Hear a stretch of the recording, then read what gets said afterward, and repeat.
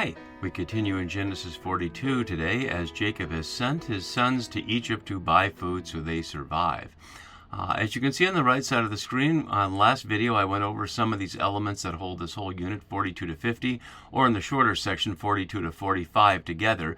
And as you can see in the green box, we're following in chapter 42 this 7-part scenic chiasm, which begins with Jacob sending his sons to Egypt and ends with the sons reporting back to him. It continues, as we'll see today, with the arrival in Egypt and parallels the departure from Egypt. Then there's the first audience with Joseph, their time in custody, and their second audience. And as you can see, if we follow just the inner track here in chapter 42, it's parallel with the second round, which extends all the way from chapter 43 all the way through chapter 45. And there's even, as you can see in the parenthetical, something similar that follows after that. Oh, it doesn't follow the exact same pattern. So that's where we are here. And I won't go over all these things, but I want to point out at least a couple of things that are relevant to what we're going to see today. In particular, this wordplay on recognition. So we'll see how the new RSV translated it in one way, and I'll give you a different one, but it's very similar to what we saw back in chapter 37, translated as plotted or conspires. So we wouldn't clearly in English recognize those as a wordplay, but we'll look more closely at that as we go.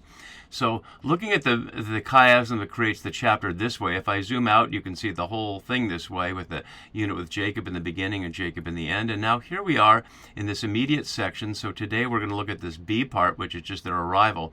And then the first audience includes all this part through here. We won't go over all that now, but we'll go over this first paragraph here where we see Joseph's perspective, and then we'll see what he does with them from that perspective. And this little unit, as you can see, forms its own tight little chiasm around his accusation twice, "You are spies," and the inner frame around his saying, "You've come to see the nakedness of the land," twice, and they're claiming twice, "We are all sons of one man." So a nice tight chiasm there.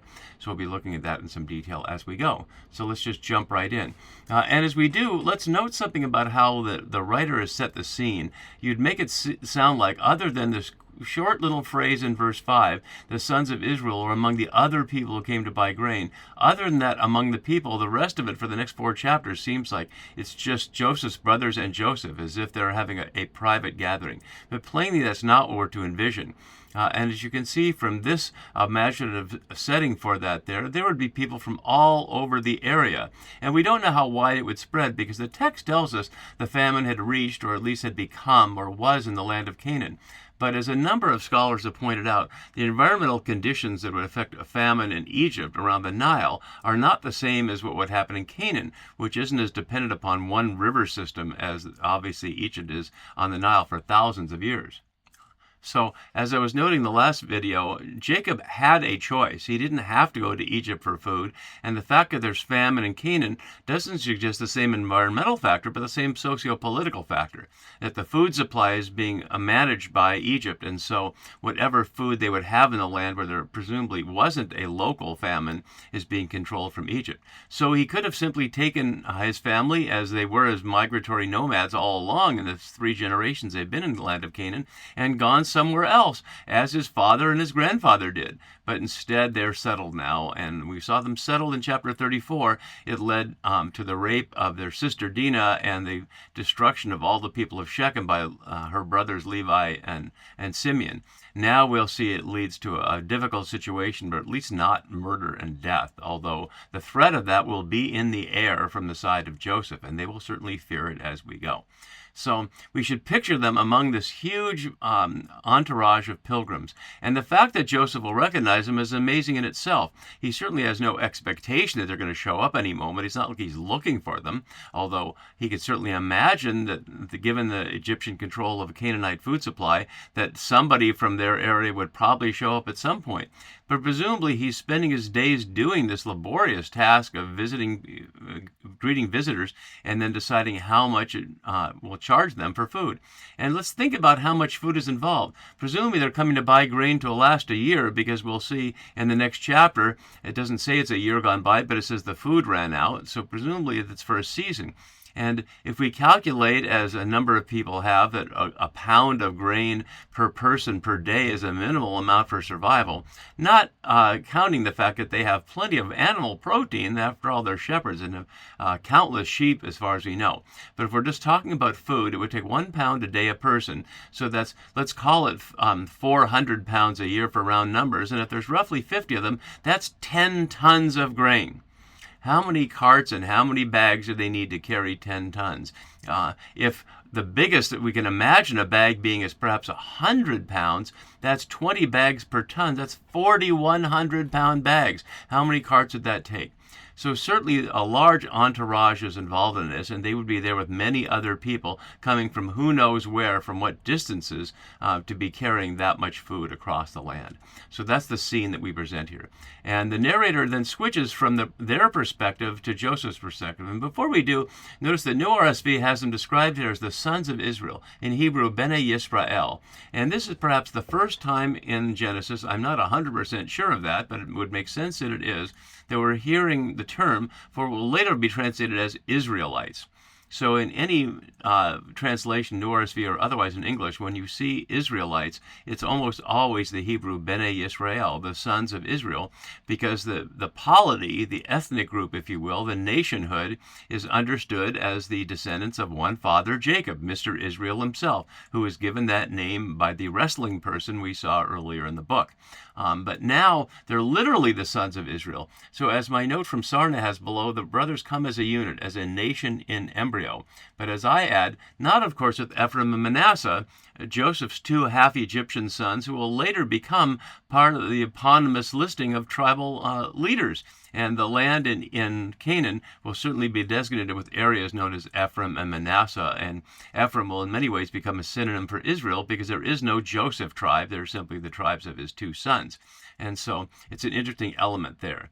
As my note below also notes from Westerman, hinting already at the Exodus, explaining what he previously finds inexplicable, namely why this designation here after Joseph's brothers.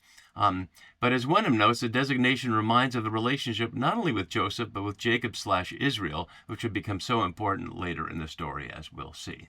So here they are as the nation in embryo going down to Egypt to buy food, setting up the Exodus story. And now we're told Joseph is governor, or it could be translated vizier, hashalit here. It's only in Ecclesiastes anywhere else in the entire Hebrew Bible. It's not what he was called earlier. He was the second in command to Pharaoh, but now he's described as the vizier, which is just another term for second in command. Governor would make it sound like he's directly in command. But we will not see Pharaoh throughout this chapter. And really, in many ways, Joseph's Egyptianness is put in the background. So we don't hear his Egyptian name, we don't see his Egyptian wife, we don't see his Egyptian sons. So we hear him simply as Joseph over the land. And in case we weren't sure, it's he who sold to all the people of the land. And all the people of the land certainly includes both the Egyptians and all the pilgrims coming in desperation along with his brothers.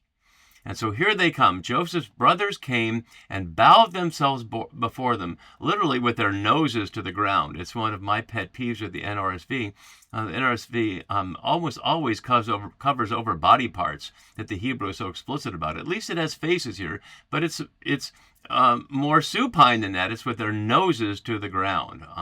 And that certainly would be humiliating, but they are humiliated. They're desperate for food, and they have to do whatever the person they'll describe as the man very soon requires in order to feed their families. And what we also note here, though, is that this is recalling the dream from chapter 37. As Turner notes, now as Joseph stands amid the grain, his brothers prostrate themselves before him.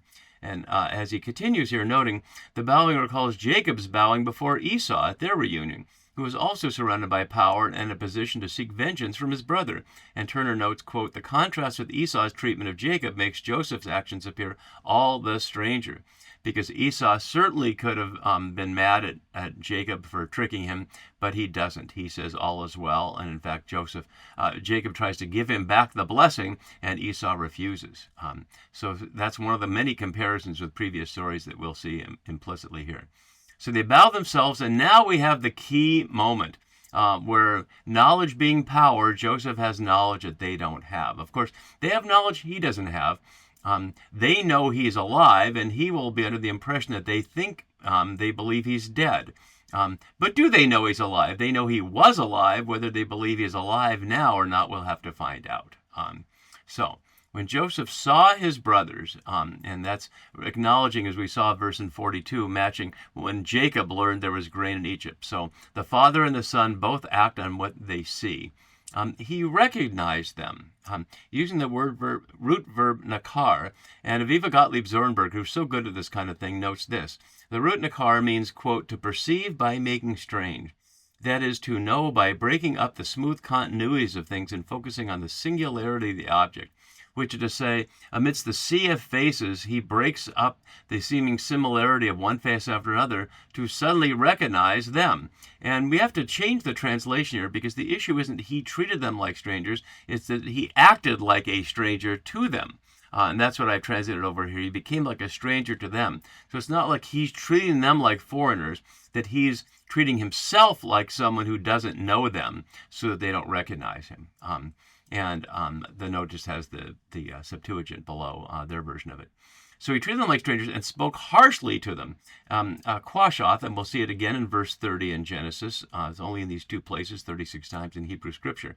And yet, notice how the narrator is giving us an evaluation before he speaks, because the first question is not harsh. Where do you come from is a perfectly reasonable question. He could ask that for all kinds of reasons, wanting to know to which nations are going to be beholden to him for providing food, or the enemies of Egypt, or all kinds of reasons. And interestingly, they won't respond in terms of a nation, they'll respond in terms of geography, from the land of Canaan. And as my note below has, could imply a wide range of ethnic IDs, which they don't reveal. After all, when we think about it, what ethnicity would they see themselves as?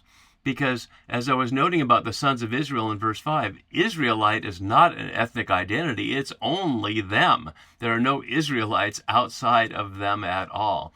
And as I've been noting since we were at the Abram story, who was a Mesopotamian after all, and they are still that. After all, Jacob's wife Rachel is from the old country in Paddan Aram. Are they still Mesopotamians? They're in the land of Canaan. They're in the process of, as Sarna noted in my previous note, of national embryonic formation. They will be Israelites by the time they end up enslaved in Exodus when the next book starts. But now they're from the land of Canaan. And the land of Canaan is mentioned a series of times. I didn't highlight land of Canaan as a key word because land is the key word and it's not always land of Canaan. But we see land of Canaan a whole series of times. And it's interestingly, as my note up here has, 5 times in this chapter. It's the most concentrated use of that in the entire book of Genesis. And so twice already in these first few verses and in this scene here, and that could be another place where that could be a chiastic parallel, but plainly the chiasm is around your spies. And this is highlighting the contrast with Egypt, of course, but there are many different peoples in the land of Canaan, as certainly the monarchy story highlights, as David and Saul negotiate their way around Edomites, the descendants of Esau, and many other peoples. So they don't give any more away than they have to from the land of Canaan to buy food. He didn't ask what they came for, but that's pretty obvious, but they say it anyway, and yet he will not believe it, or at least he'll act like he won't believe it. As my note below has, verse 8 begins and ends with nakar, to recognize, and that can be lost in the translation there, underscoring the juxtaposition of knowledge and ignorance that sets up the following plot. And as my note below has from Westerman on these couple of verses on Joseph's perspective here, it is not often that the narrator of the Joseph story inserts the reflections of one of the participants as he does here. It must have a special function in the sequel to what is narrated here, which is to say the next round. Joseph remembers the dreams. Joseph had decided to heal the breach begun at that time. But I'll come back to that in a moment. A quick pardon at this moment could not have led to a real solution, as the confrontation shows. And I'm noting the reunion between Jacob and Esau, as I already noted. It is a misunderstanding of the narrative to prescind from the course of events and to judge Joseph's conduct morally, to defend it, or to gloss over it. And I certainly agree with that. But notice how Westerman, like so many commentators, seems to be clear on what Joseph's intention is. He decided to heal the breach begun at that time. But how do we know that? How do we know he's about trying to heal the breach? How do we know he's not simply about using the power he has for vengeance or for some other reason? Because the writer here, not just the narrator, the writer, other than this immediate scene, leaves Joseph hidden behind the veil of Egyptian authority, and we really don't get to know what his motivations are.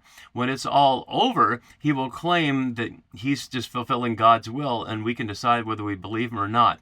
But I think scholars are saying too much when they think they understand exactly what the text doesn't tell us, which is what Joseph's purpose is. And part of that inscrutable aspect is the purposes of empires.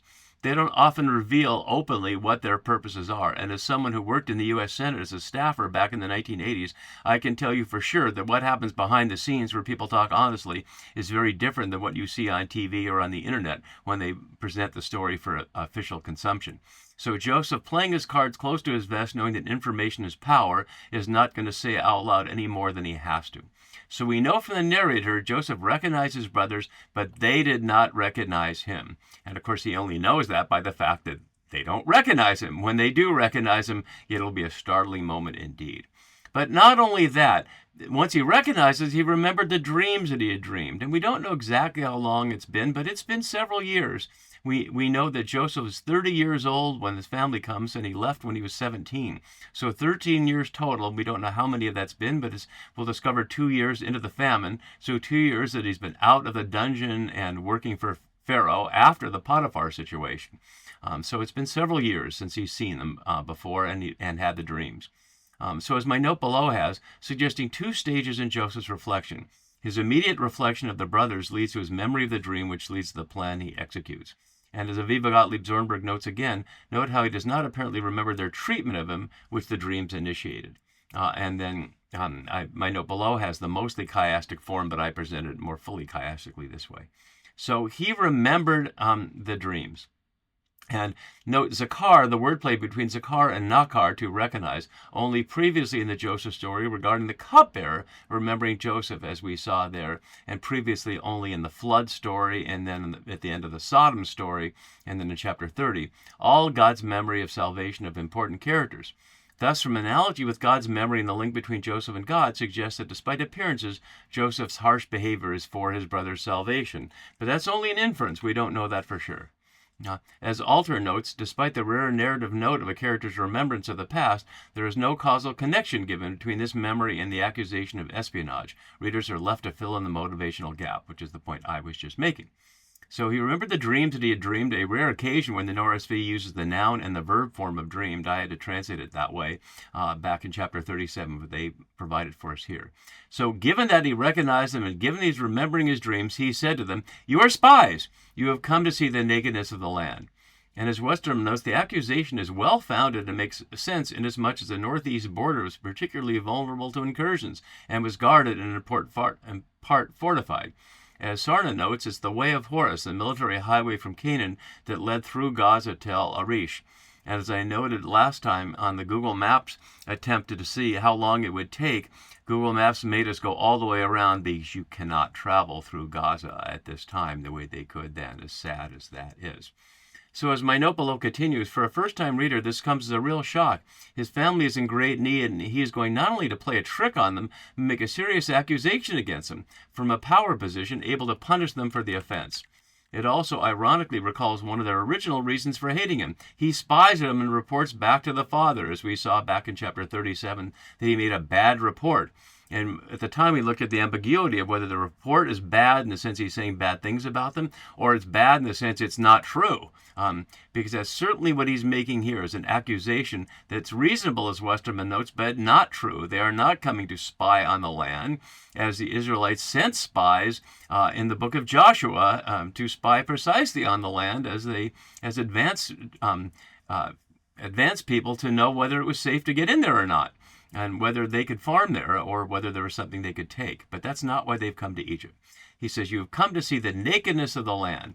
And that's a very interesting phrase. As Alter notes below, might not this phrase, quote, have a special psychological resonance for Joseph? Perhaps Joseph feels a kind of incestuous violence in what the brothers have done to him and through them to his father. And we recall Reuben's lying with Bilhah, one of his father's secondary women, while Joseph was a child. But also, as Sternberg notes, comes as close as possible to the charge he himself is reduced to by the women's slander, which would say Mrs. Potiphar. By figurative analogy, the 10 are thus branded as the would-be Hebrew rapist of Egypt, as she was charging him as a Hebrew rapist or attempted rapist of her. At the same time, the charge of spying harks back to childhood, when the young Joseph endeared himself to his brothers by bearing tales about them to Jacob. Another example of the bad report. So, of course, they're shocked at this, and they don't know it's Joseph. They just think that the vizier of Egypt is charging them with that, and they can certainly understand why it's a reasonable charge. So they, of course, deny it. But what proof can they have of what their purpose is?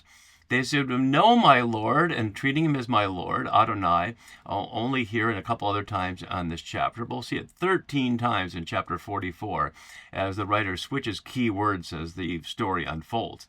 "Your servants have come to buy food," repeating exactly what they said earlier. Then they add this: "We are all sons of one man. We are honest men." Literally, we're simply honest. Men is not there, and Ken is used 5 times here. As Westerman notes, only here in the scene is an idiomatic plural for honest. We are thus. But we know they're not. We already know they're dishonest in a way that Joseph doesn't know. We know that they lied to Dad in taking the garment that they dipped in goat blood and suggesting it was Joseph's blood. But Joseph doesn't know that happened. So he really doesn't know how dishonest they are, but we know. That's knowledge we have, and we're the only ones that know that. Jacob doesn't know it either. He certainly believed it was true and that Joseph is dead. So we're the only ones that know they're dishonest as Joseph tests them. But they deny it, say, "We are honest, your servants have never been spies." That much is true. So he continues, just regardless of what they say, "No, you have come to see the nakedness of the land." And if that seems resonant in our world where people's positions are what they are, regardless of facts and regardless of people's witness, well, some things haven't changed. And so they continue in trying again, as Westerman adds now, in their helplessness, the brothers can do nothing more than repeat with more detail their claim to be one family. The interrogator, who is their brother, thus learns what he wants to know, and this is what they tell him. We your servants are literally slaves. Our 12 brothers, the sons of a certain man, and the same as we saw before, one man. Notice 3 male relationships. They're slaves to Joseph, or to the vizier of Egypt anyway. 12 brothers, but they're not 12 there, and the sons of one man in the land of Canaan. And now they give it away, the youngest, Hakatan. It could be youngest, or it could also be smallest, as referred to Hagar's perception of Sarai back in chapter 16 as smaller. She looks small in her eyes. But now Joseph knows that Benjamin is on the mind. However, here, or literally behold, as the Norse always leaves that out, and I add it back here, is today, or is now, with our father. And one is no more. So he gains both knowledge. He gains the knowledge of Benjamin is still alive and with Dad, and that they believe that Joseph is dead. And he just takes all that knowledge in. And as my note here, his speech here is almost a little chiasm as well. Joseph said to them, "It is just as I have said, you are spies." And we can only imagine what they're feeling when he just insists they're spies and there's nothing else they can say.